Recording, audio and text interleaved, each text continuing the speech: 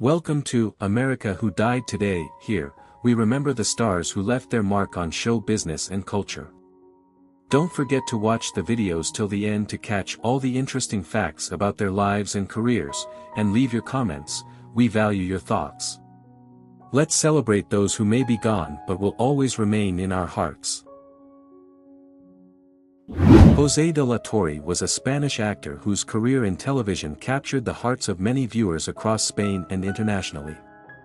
Known for his roles in hit series like Vis a Vis and Toy Boy, de la Torre's unexpected death at the age of 37 left the entertainment community shocked and heartbroken. His career, though tragically short, was marked by impressive performances that showcased his considerable talent and versatility. José de la Torre's life story began in Spain, where he nurtured a passion for acting from a young age. Over the years, he honed his craft, taking on various roles in smaller productions. While these roles did not initially thrust him into the limelight, they were critical in shaping his acting skills and building a foundation for what would become a remarkable career in the Spanish entertainment industry. His early years in acting gave him the opportunity to study different genres and experiment with various types of characters, all of which would contribute to his growth as an actor. It wasn't until later in his career, however, that de la Torre found his breakthrough. One of his most significant roles was in the Spanish prison drama Vis a Vis, also known as Locked Up in English. The show, which gained a cult following, revolved around the lives of women in a high-security prison, and de la Torre's performance as a supporting character garnered attention from both critics and fans. His ability to play nuanced roles, balancing complex emotions with subtlety, made him stand out in a crowded industry. His character in Vis a Vis was multifaceted, and de la Torre's portrayal was widely appreciated for its depth and authenticity. This role set him apart from many of his contemporaries and marked a significant turning point in his career. After his success in Vis a Vis, de la Torre's career trajectory continued to rise. He soon became known for his role in Toy Boy, a Spanish drama series that gained international popularity when it was released on Netflix. Toy Boy centers around the life of a male stripper who is wrongfully accused of a crime and fights to prove his innocence. De la Torre's portrayal of a supporting character in this series showcased his ability to take on a more modern, edgy role, one that contrasted with his previous work.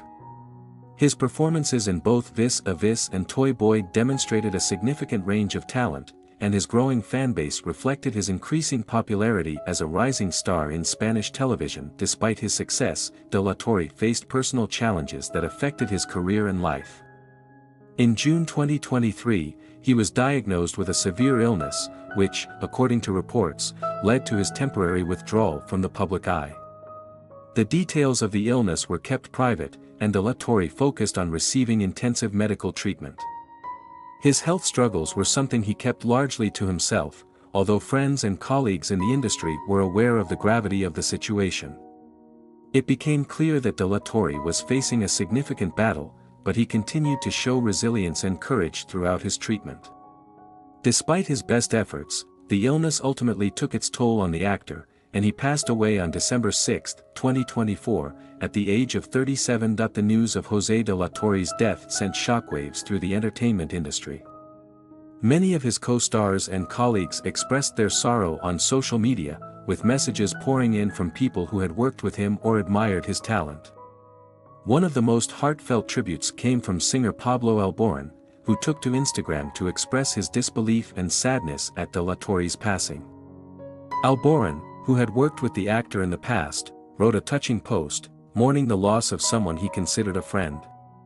The response from the public and fellow celebrities reflected the widespread impact de la Torre had made on those who knew him, both professionally and personally. In addition to his colleagues, fans of his work also expressed their grief.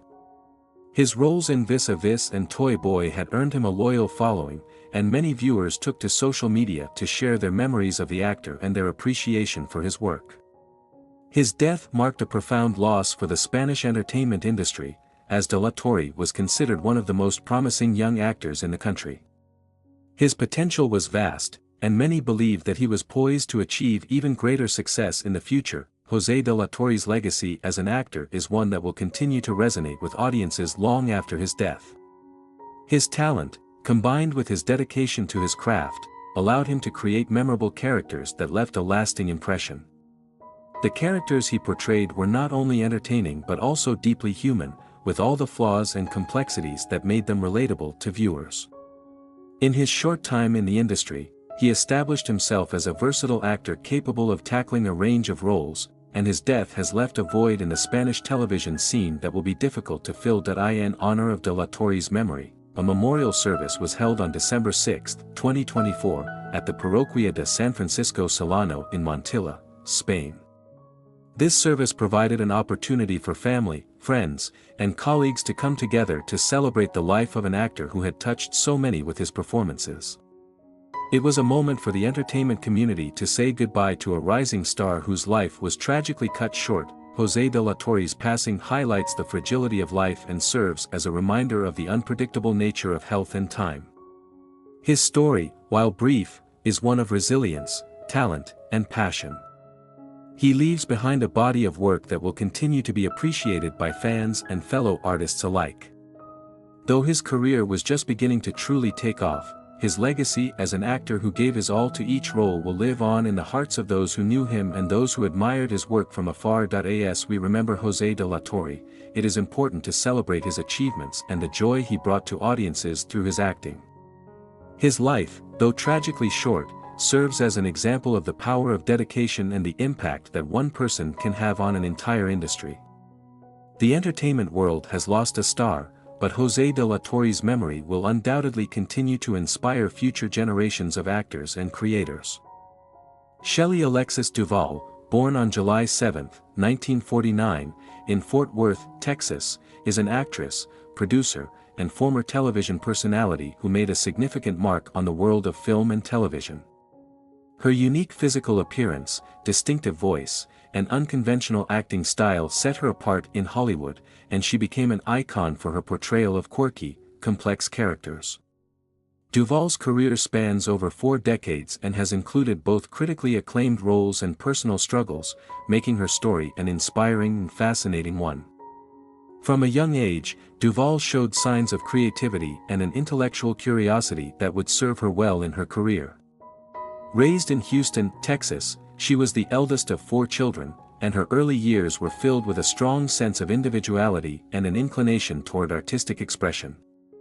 However, despite her interests in the arts, Duvall's path to acting wasn't a direct one.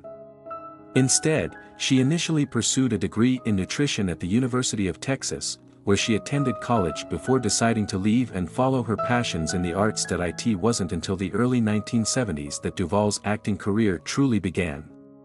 In 1970, while working as a receptionist at a beauty salon in Houston, she was spotted by filmmaker Robert Altman, who was casting for his film Brewster McCloud, 1970. Altman was drawn to her unique look and, more importantly, her raw, untrained acting style. At the time, Duvall had no formal acting experience, but Altman cast her in the film, marking the beginning of a long and fruitful collaboration between the two. Shelley Duvall's early work with Robert Altman was instrumental in establishing her as a unique talent in Hollywood. In McCabe and Mrs. Miller, 1971, Duvall's portrayal of a frontier woman provided the film with a grounded and emotionally charged performance. Though she was still a newcomer to acting, Altman recognized her potential and continued to cast her in his projects. This partnership led to a series of iconic films throughout the 1970s that solidified her as one of the most innovative actresses of her generation. In 1977, Duvall starred in Altman's Three Women, a surreal drama that has since been regarded as one of the most important films of the 1970s.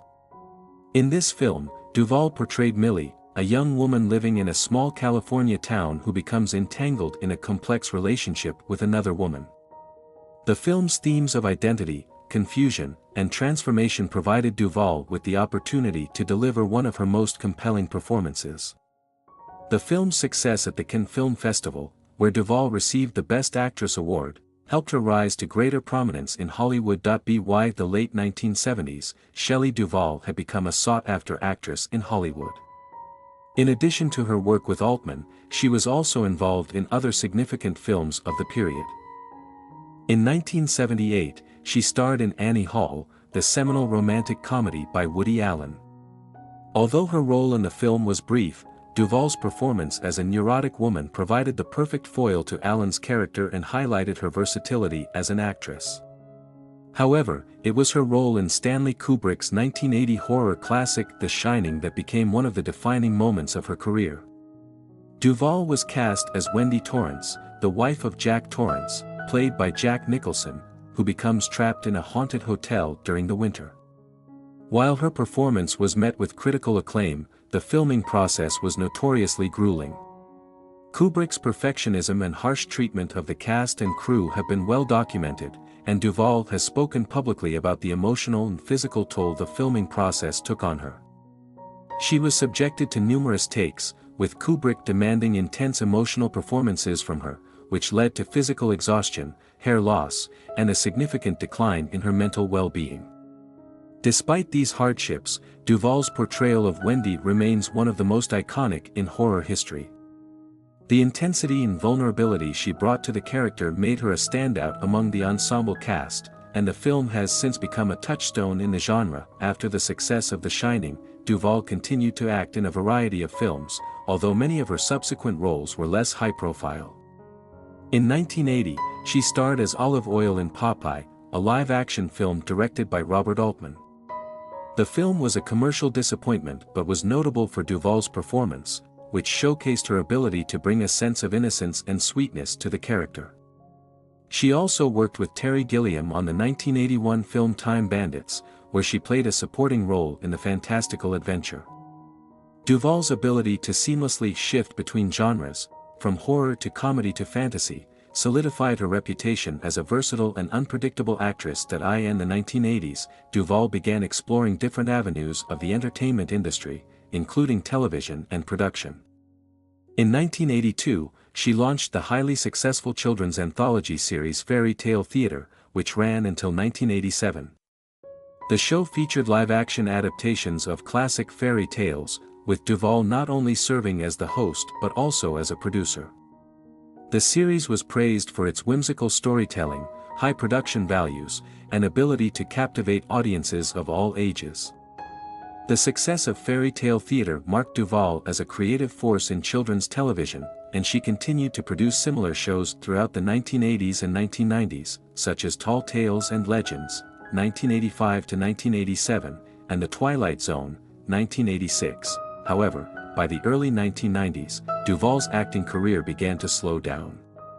While she still appeared in occasional films, such as the 1996 drama The Portrait of a Lady, directed by Jane Campion, and the 1998 comedy Home Fries, she withdrew from the public eye, seeking a more private life away from the spotlight. Her declining interest in acting was compounded by personal struggles, including her battle with mental health issues. She largely faded from the media, though she made rare appearances on television and in films. Shelley Duvall's retreat from the industry was met with concern from fans and colleagues alike, especially since her absence had coincided with a rise in media sensationalism about her mental health. In 2016, she made a highly publicized appearance on the Dr. Phil show, in which she appeared disoriented and spoke about her struggles with psychological issues. The appearance was criticized by many for exploiting Duvall's fragile mental state, and it sparked a wider conversation about the treatment of former celebrities in the media. Despite the tumultuous years that followed her departure from acting, Duvall's legacy as an actress and creative force remains significant. Her work in the 1970s and 1980s, particularly her roles in The Shining, Three Women, and Fairy Tale Theater, continues to be celebrated by cinephiles and scholars. Her distinct acting style, marked by vulnerability, quirkiness, and emotional depth, set her apart from other actresses of her time. Duvall's ability to bring nuance and complexity to her characters, particularly in genre films like horror and fantasy, earned her a special place in cinema history. Duvall's contribution to television and children's entertainment also had a lasting impact. Fairy Tale Theater and other projects she produced helped to redefine the genre of children's programming, setting new standards for storytelling and production. Her dedication to bringing quality content to younger audiences and her commitment to presenting fairy tales and legends in an accessible and engaging way made her a beloved figure in television history. In 2023, Duvall made a brief return to acting with the film The Forest Hills. While her appearance was a rare and poignant moment for her fans, it also marked a sense of closure for her career. Her return was bittersweet, as it reminded audiences of her incredible talent and the memorable performances she had given over the years. Unfortunately, Shelley Duvall passed away on July 11, 2024, at the age of 75, following complications related to diabetes. Shelley Duvall's career and personal life have been marked by both incredible achievements and profound challenges. Her acting legacy remains rich, with some of her performances standing as cultural touchstones in film history. As an actress, producer, and creative force, Duvall broke boundaries, challenged expectations, and brought authenticity and vulnerability to the screen. Today, her work continues to inspire new generations of filmmakers, actors, and audiences, securing her place as one of the most unique and influential figures in the world of entertainment. Dr. Ruth Westheimer, better known simply as Dr. Ruth, is a pioneering sex therapist, media personality, and author whose influence on American culture, particularly in the realms of sex education and therapy, is nothing short of revolutionary. Born Carola Ruth Siegel on June 4, 1928, in Frankfurt, Germany, Dr. Ruth's life story is one of resilience, determination, and an unyielding passion for teaching and helping others. From her early life in post-Holocaust Europe to her rise to prominence in American media, Dr. Ruth has become an iconic figure, whose impact extends beyond the realm of sex therapy into the broader field of human sexuality, education, and empowerment. Dr. Ruth's early life was shaped by adversity. As a young child, she was forced to flee Nazi Germany with her family to escape the horrors of the Holocaust. At the age of 10, Ruth was sent to Switzerland on a Kindertransport, a program that rescued Jewish children from Nazi-occupied Europe. Ruth's parents, like many other Jews, were victims of the Holocaust, and she lost both her mother and father during the war. This traumatic experience played a significant role in shaping Dr. Ruth's character and outlook on life, instilling in her a sense of resilience and a desire to help others heal from their own emotional scars. After surviving the war, Dr. Ruth immigrated to the United States in 1956, where she attended the prestigious French school in New York City. She was determined to make a new life for herself, and it was here that her passion for helping others began to take shape. Ruth went on to earn a degree in psychology from the New School for Social Research in New York City, where she developed an interest in human relationships, intimacy, and sexual health. Her initial career aspirations were not directly related to sex therapy. Dr. Ruth began working as a schoolteacher and later as a counselor, gaining valuable insight into human behavior. However, her career trajectory changed dramatically when she found herself drawn to the field of sex therapy. She soon earned a master's degree in human sexuality from the prestigious University of Tel Aviv in Israel, and it was there that she developed the expertise that would later catapult her to international fame. Dr. Ruth's entry into the world of sex therapy and media began in the 1970s when she was hired by a New York radio station, WNYC, to host a show called Sexually Speaking. At the time, the topic of sex was still considered taboo by much of American society, and many were reluctant to discuss the subject openly. However, Dr. Ruth's combination of warmth, expertise, and candidness struck a chord with listeners, and her show quickly gained popularity. In fact, Dr. Ruth's approachable demeanor and practical advice on matters of sex and relationships began to break down the walls of silence surrounding these issues. Through Sexually Speaking, Dr. Ruth became a trusted advisor for those seeking advice on matters ranging from sexual health to relationship dynamics. Her success on the radio quickly translated into other forms of media. In 1980, Dr. Ruth was invited to appear on the popular Donahue Show, where her straight-talking approach to sex education and her ability to engage with audiences helped her further cement her place as a trailblazer in the field. Not long after, Dr. Ruth's presence in the media expanded into television, where she hosted the Dr. Ruth Show and appeared on countless talk shows, making her a household name. What set Dr. Ruth apart from others in the field was her combination of professionalism, humor, and relatability. Despite the often sensitive and intimate topics she discussed, Dr. Ruth was able to approach them in a manner that was both informative and engaging. Her frankness, paired with her signature accent, made her a memorable and approachable figure. She dispelled myths about sex, offering advice that was practical, grounded in research, and aimed at helping people lead healthier and more fulfilling lives. In doing so, Dr. Ruth became an invaluable resource for millions of people struggling with issues related to intimacy, relationships, and sexual health. Throughout the 1980s and 1990s, Dr. Ruth continued to expand her reach. Her books, including Dr. Ruth's Guide to Good Sex, 1983, and Sex for Dummies, 1995, became bestsellers, further solidifying her reputation as one of the leading voices in sex education. These works, like her radio show, emphasized the importance of communication, respect, and mutual understanding in relationships. Dr. Ruth's books also helped to educate the public on issues such as contraception, sexual dysfunction, and the significance of consent. One of the most notable aspects of Dr. Ruth's work was her ability to provide a safe, non-judgmental space for discussing sexual issues. Her approach was grounded in the belief that healthy communication was essential to fostering strong, lasting relationships.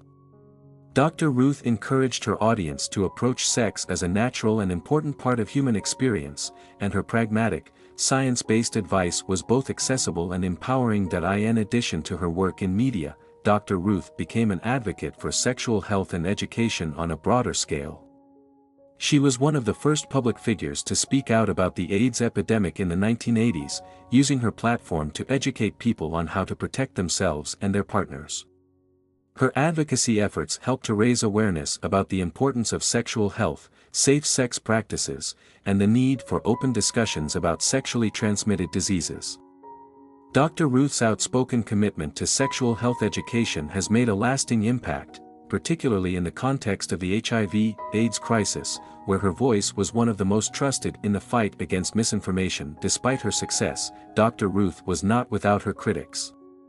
Some accused her of oversimplifying the complexities of human sexuality, while others felt that her advice was too clinical or lacked nuance. Nevertheless, Dr. Ruth's approach resonated with millions of people, especially those who had previously felt uncomfortable or ashamed discussing sex. She was able to normalize conversations about sex and relationships in a way that had never been done before, making these issues more accessible and less stigmatized. Dr. Ruth's contributions to the field of sex therapy, education, and media were widely recognized throughout her career. She was awarded numerous honors, including being named one of People magazine's 25 most intriguing people in 1986 and receiving a star on the Hollywood Walk of Fame in 2003. Dr. Ruth also became a sought-after speaker at universities, conferences, and organizations, where her presence was a symbol of progress in the realm of sexual health and education. In the 2000s, Dr. Ruth continued to remain active in her field, regularly making appearances on television talk shows, radio programs, and in documentaries. Her voice and advice remained relevant, as issues related to sexual health, LGBTQ+ rights, and intimacy continued to evolve in the public sphere. Dr. Ruth also ventured into social media, using platforms like Twitter to connect with her audience and share her insights with a new generation. Despite her advancing age, Dr. Ruth remained as passionate as ever about the importance of educating people about sex and relationships. Dr. Ruth's legacy is not only one of breaking down barriers in the conversation about sex but also one of empowerment. She revolutionized the way people think about intimacy, helping them embrace the importance of communication, consent, and mutual respect in relationships. Her work challenged societal taboos and sparked a much-needed shift in the way sexuality is discussed in American culture. Through her television shows, books, and public speaking engagements, Dr. Ruth has played a key role in normalizing conversations about sexual health and relationships, providing a voice of reason and comfort to millions of people worldwide. Dr. Ruth's story is one of overcoming adversity, transforming personal tragedy into triumph, and using her unique platform to create positive change. Her work continues to inspire those in the fields of sex therapy, education, and media, and her legacy will undoubtedly live on for generations to come. Today, Dr. Ruth is celebrated not only as a sex therapist but also as a pioneer who changed the way society thinks about intimacy, relationships, and sexual health. Her life and career serve as a testament to the power of education, compassion, and the unyielding belief in the importance of open, honest dialogue about sex. Jimmy Carter, born James Earl Carter Jr. on October 1, 1924, in Plains, Georgia, is a towering figure in American political and humanitarian history. His life journey, marked by determination, compassion, and an unwavering commitment to public service, spans nearly a century and embodies the ideals of leadership rooted in integrity, humility, and a profound sense of justice. From his early days on a peanut farm in rural Georgia to his tenure as the 39th President of the United States and beyond, Carter's contributions have left an indelible mark on both the United States and the world. Carter was born into a family of modest means. His father, James Earl Carter Sr., was a farmer and businessman, while his mother, Lillian Gordy Carter, was a nurse renowned for her progressive views and her advocacy for racial equality, a rarity in the segregated South of the early 20th century. Growing up during the Great Depression, Carter experienced firsthand the hardships faced by farmers and rural communities. This upbringing instilled in him a strong work ethic and a sense of responsibility that would guide his future endeavors. As a young boy, Carter was industrious and curious, often helping on the family farm and learning the intricacies of peanut cultivation.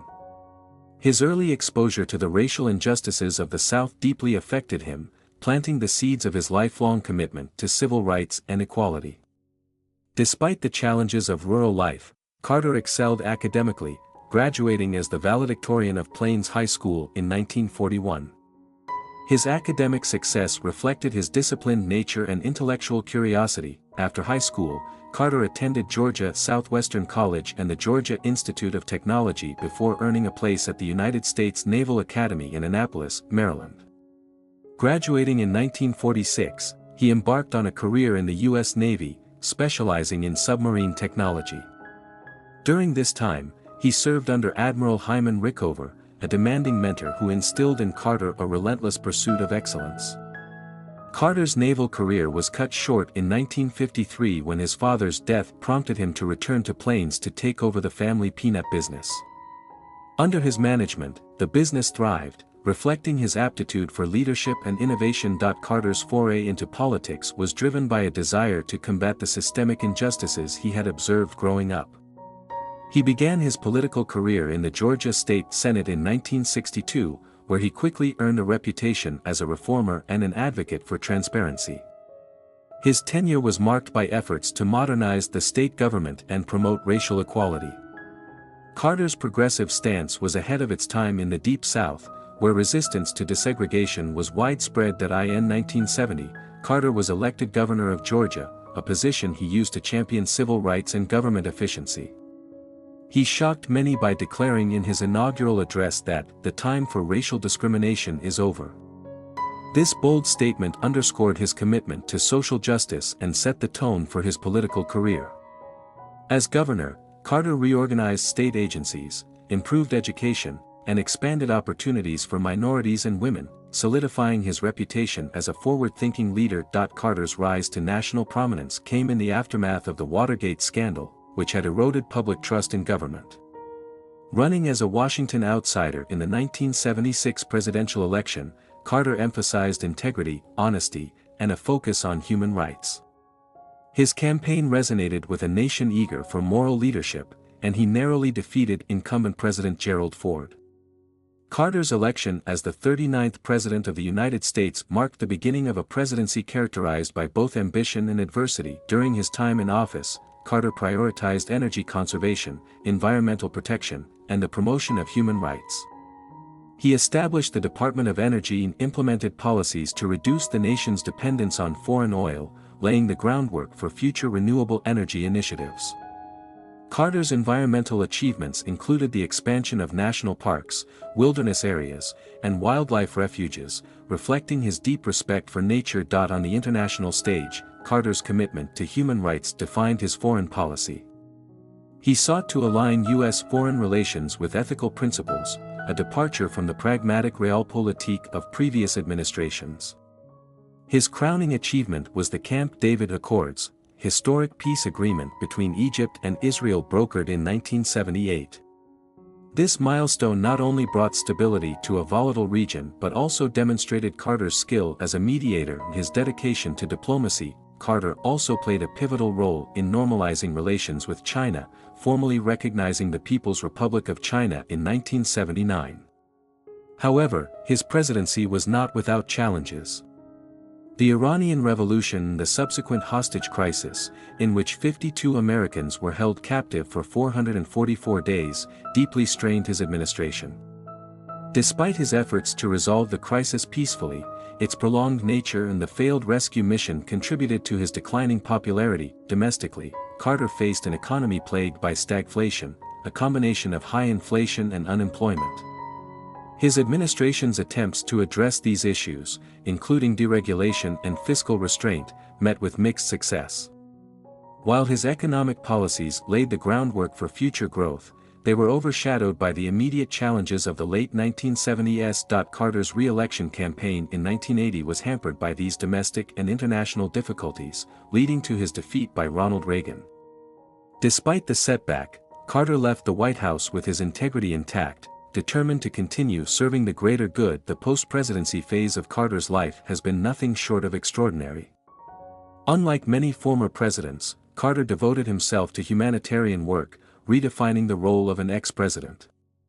In 1982, he and Rosalind founded the Carter Center, a non-profit organization dedicated to promoting human rights, democracy, and global health. Through the Carter Center, he monitored elections in emerging democracies, brokered peace agreements, and spearheaded efforts to eradicate diseases such as guinea worm and river blindness. Carter's humanitarian achievements earned him widespread acclaim, including the Nobel Peace Prize in 2002. The award recognized his tireless efforts to resolve conflicts, advance human rights, and alleviate suffering worldwide. His work through the Carter Center has saved millions of lives and strengthened democratic institutions in numerous countries. In addition to his humanitarian work, Carter has been a prolific author, writing more than 30 books on topics ranging from his presidency and faith to poetry and personal reflections. His writings offer insights into his values, experiences, and vision for a more just and peaceful world. Carter's personal life has been marked by his enduring partnership with Rosalind, whom he married in 1946. Their marriage, spanning over 75 years, is a testament to their shared values and mutual respect.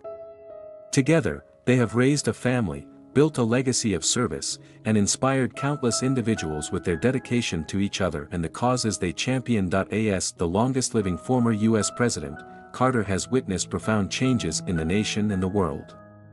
His life story is a testament to the power of integrity, compassion, and resilience. Through his presidency and his post-presidential work, Carter has exemplified the ideals of public service, leaving an enduring legacy of hope and progress. Jimmy Carter passed away on, insert date of death, concluding a life of extraordinary achievement and selfless service. His impact on history is immeasurable, and his legacy will continue to inspire future generations to strive for justice, peace, and the betterment of humanity. Bill Murray, born William James Murray on September 21, 1950, in Evanston, Illinois, is one of the most iconic and versatile actors of his generation.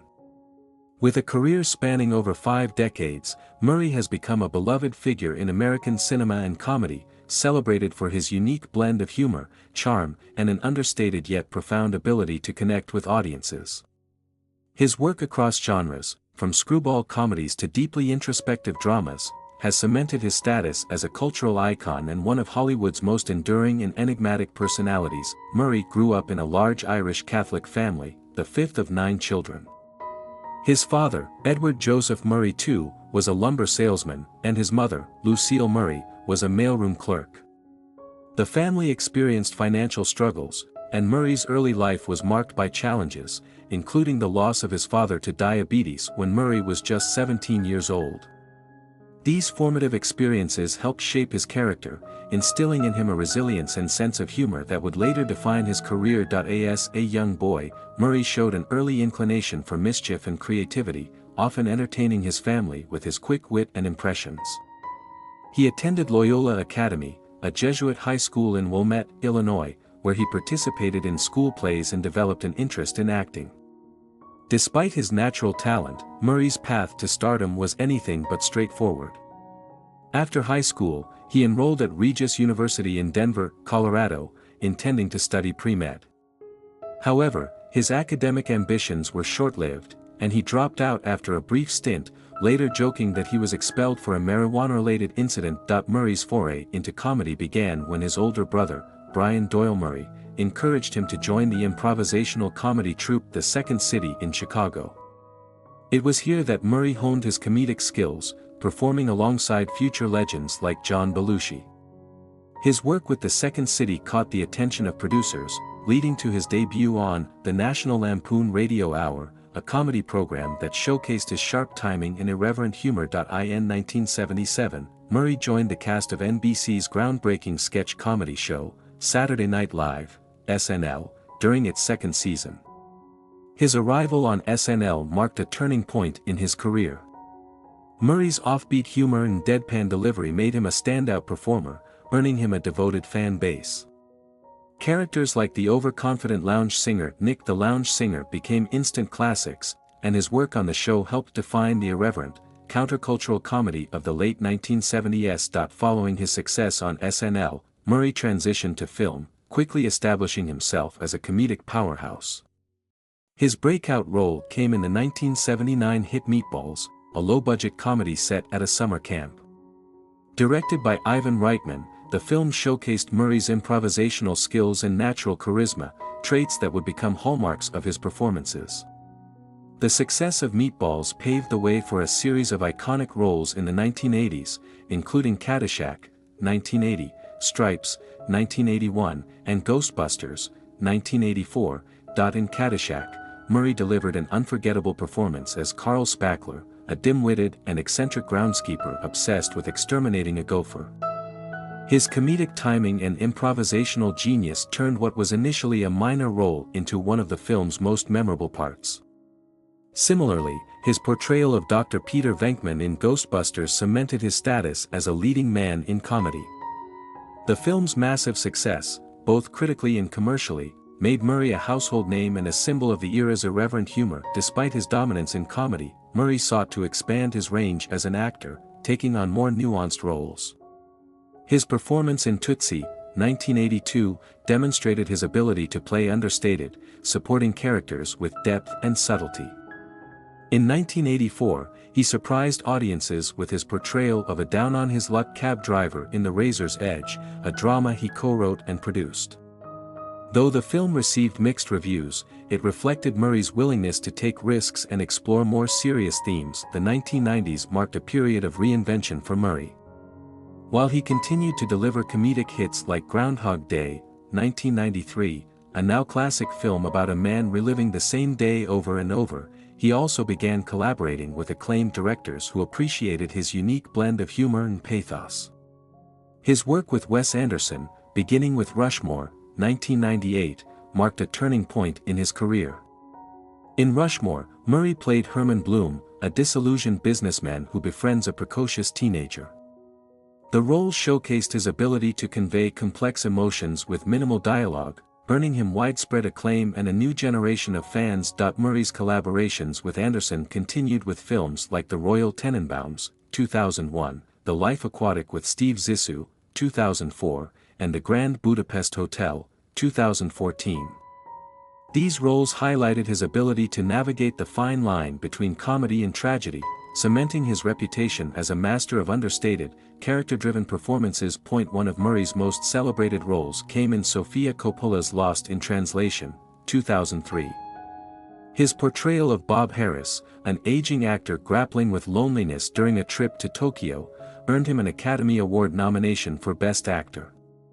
The film's quiet introspection and Murray's deeply empathetic performance marked a career high point, showcasing his evolution as an actor capable of profound emotional depth. Murray's later career has been marked by a mix of eclectic roles and personal projects. He has embraced his status as a cultural icon, often appearing in unconventional settings and participating in offbeat projects. From his cameo appearances in films like Zombieland, 2009, to his surprise performances at public events, Murray has cultivated an air of unpredictability and mystique. His collaboration with director Jim Jarmusch, including roles in Broken Flowers, 2005, and The Dead Don't Die, 2019, further underscores his affinity for idiosyncratic storytelling. Off-screen, Murray is known for his reclusive nature and reluctance to conform to Hollywood norms. He famously eschews traditional management and instead communicates through a dedicated phone line, choosing projects based on personal interest rather than commercial appeal. This independent approach has contributed to his enduring appeal, reinforcing his image as an artist who prioritizes authenticity over convention. In addition to his acting career, Murray is an avid sports fan and a co-owner of several minor league baseball teams. His love for golf, showcased in films like Caddyshack, has also become a defining aspect of his public persona. He often participates in celebrity golf tournaments and is known for his humorous antics on the course. Bill Murray's impact on popular culture is immeasurable. His ability to seamlessly transition between comedy and drama, coupled with his distinctive screen presence, has made him a beloved figure across generations. Whether making audiences laugh with his absurdist humor or moving them with his poignant performances, Murray continues to captivate and inspire. As of now, Bill Murray remains an active and celebrated figure in the entertainment industry, a testament to his enduring talent and ability to evolve with the times. His legacy as a comedic genius, a dramatic actor, and a cultural icon is firmly established, ensuring his place in the pantheon of cinematic greats. Thank you for watching this video. May the memory of these outstanding people continue to inspire us all. We cannot change the course of time, but we can keep in mind their contribution and significance. If this video has affected you or you want to know more, don't forget to subscribe to our channel and leave a comment. Let's continue to share their stories and keep the memory of them together. See you soon, and remember that those we love never leave without a trace.